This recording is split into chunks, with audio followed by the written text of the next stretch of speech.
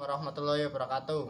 Perkenalkan, nama saya Muhammad Kelvin Ardiansyah dari kelas 12 TPSM 1, nomor absen 23. Di sini saya akan menjelaskan secara tentang invasi Majapahit pada masa mempersatukan Nusantara.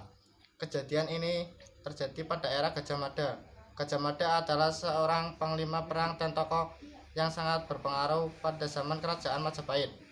Gajah Mada terkenal dengan sumpahnya, yaitu Sumpah Palapa, yang tercatat di dalam Pararaton. Ia menyatakan tidak akan memakan Palapa sebelum berhasil menyatukan Nusantara. Invasi Majapahit. Walaupun ada sejumlah pendapat yang meragukan sumpahnya, Gajah Mada memang hampir berhasil menaklukkan Nusantara.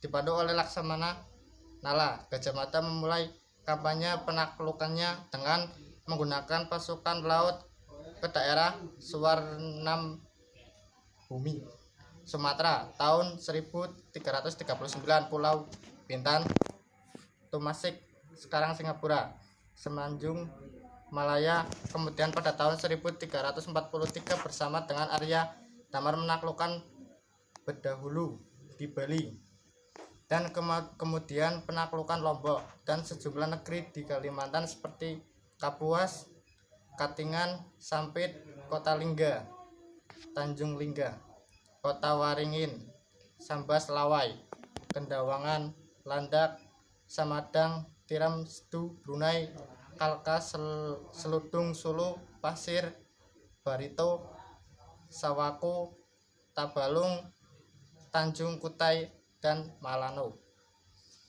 Pada zaman pemerintahan Prabu Hayam Wuruk 1350 sampai 1389 yang menggantikan Tribhuwanatung Tunggadewi, Gajah Mada terus melakukan penaklukan ke wilayah timur sampai tahun 1357 seperti Longgajah, Gurun, Suku, Taliwung, Sapi, Gunung Gapi, Saram, Buntang Kadali, Sasak, Bantayan, Luwu, Buton, Banggai, Kunir, Galian, Salayar, Sumba, Muar, Saparua, Solor, Bima, Wandan, Banda, Ambon, Wanin, Seran, Timur, dan Dompo. Masa kolonial Eropa di Indonesia sejak kedatangan dan kejatuhan. Di masa lalu, Indonesia pernah mengalami masa kolonial Eropa di Indonesia karena peran pentingnya dalam perdagangan rempah-rempah antara Asia dan Eropa. Harga rempah-rempah yang sangat mahal di Eropa karena telah melewati banyak pihak sejak dibawa dari Indonesia, membuat bangsa Eropa ingin mengambilnya sendiri secara langsung untuk mendapatkan harga yang jauh lebih murah dan juga keuntungan yang lebih besar lagi. Masa kolonial Portugis dan Spanyol. Portugis dan Spanyol adalah dua negara yang paling terkenal dampak dari jatuhnya Konstantinopel dengan mengalami kejatuhan ekonomi. Pada tahun 1511, Alfonso de Albuquerque dan armadanya berhasil menguasai Malaka, lalu menguasai Ternate pada 1512. Ketika itu Spanyol ternyata telah melakukan persekutuan dengan kerajaan Tidore yang membuat Portugis dan Spanyol bersengketa. Berdasarkan perjanjian di Saragossa yang dipimpin oleh Paus pada tahun 1526, diputuskan bahwa daerah di sebelah utara garis Saragossa berhak dikuasai oleh Portugis dan sebelah selatan oleh Spanyol. Dengan demikian, Spanyol tidak memiliki hak terhadap Tidore, sehingga Portugis kemudian dapat menguasai Maluku yang kaya akan rempah dengan leluasa. Kemudian Portugis berusaha menguasai Sumatera yang merupakan daerah terbesar penghasil lada di Indonesia, namun kalah oleh kekuatan kerajaan Aceh. Begitu pula di Pulau Jawa yang hanya diterima di Pasuruan dan Blambangan Selain di Maluku, Portugis hanya berhasil menguasai timur. Lambat laun rakyat Maluku muak terhadap sikap Portugis yang kasar dan kejam, hingga terjadi pertentangan dan rakyat mengusir Portugis dari Maluku. Selama masa singkat zaman penjajahan Portugis di Indonesia, ada peninggalan berupa penyebaran agama di Ambon, juga meriam yang bernama Nyai Setomi di Solo, Si Jagur di Jakarta, dan Ki Amuk di Banten yang dianggap keramat. Sedangkan Spanyol tidak meninggalkan pengaruh yang terlalu signifikan karena masa tinggalnya di Indonesia lebih singkat lagi daripada Portugis. Dengan demikian berakhirlah masa kolonial Eropa di Indonesia dari bangsa Portugis dan Spanyol. Masa kolonial Eropa di Indonesia sejak kedatangan dan kejatuhan. Di masa lalu, Indonesia pernah mengalami masa kolonial.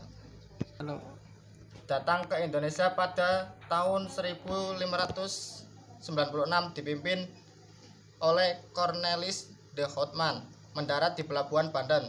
Namun penduduk pesisir Banten mengusir Belanda karena sikap mereka yang kasar dan sombong. Tahun 1598 Belanda dipimpin Van Nede dan Van Heemskerk kembali datang, dan mereka diterima dengan baik oleh penduduk Banten. Kemudian dengan dipimpin Jacob van Heck, Belanda kembali datang pada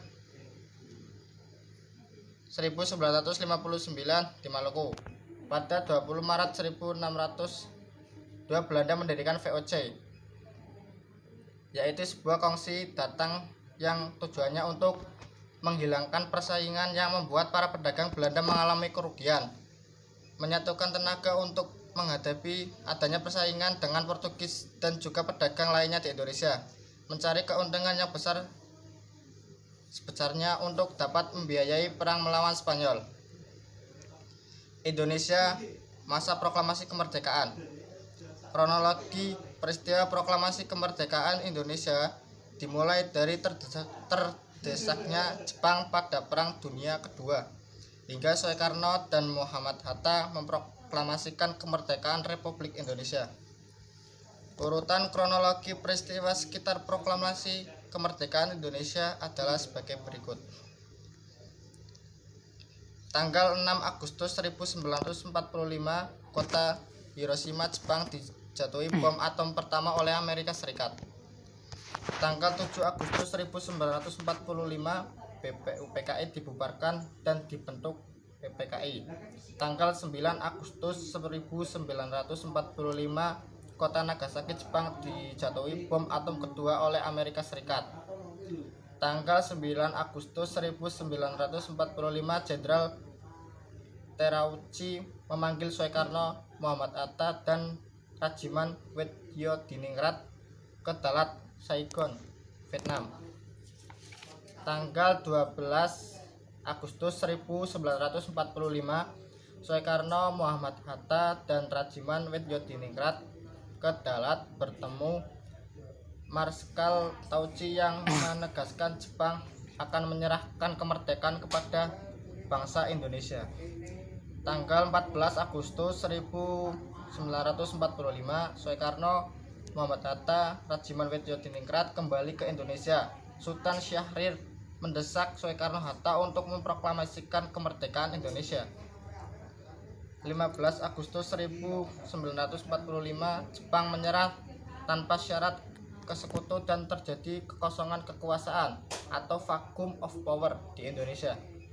Tanggal 15 Agustus 1945, golongan muda mendesak Soekarno segera memproklamasikan kemerdekaan paling lambat 16 Agustus 1945.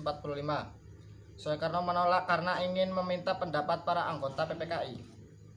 Tanggal 16 Agustus 1945, dini hari Soekarno dan Muhammad Hatta diculik oleh golongan muda Kerengas Denglok Karawang dan dipaksa segera memproklamasikan kemerdekaan Indonesia melalui radio. Tanggal 16 Agustus 1945 malam, Soekarno dan Muhammad Hatta kembali ke Jakarta. Di rumah Laksamana Maida Tadasi, para tokoh nasional berkumpul untuk berunding tentang persiapan proklamasi kemerdekaan Republik Indonesia. Tanggal 16 Agustus 1945 sampai tanggal 17 Agustus 1945 malam hingga pagi, Soekarno dan Muhammad Hatta bersama golongan muda dan golongan tua membahas perumusan naskah proklamasi kemerdekaan Indonesia. Tanggal 17 Agustus 1945 pada jam 10 pagi, Soekarno dan Muhammad Hatta membacakan teks naskah proklamasi kemerdekaan Republik Indonesia di Jalan Pegangsaan Timur 59. Tanggal 18 Agustus 1945 PPKI mengesahkan UUD 1945 sebagai dasar negara Indonesia. Sekian dari saya. Apabila ada kesalahan kata, mohon maaf. Wassalamualaikum warahmatullahi wabarakatuh.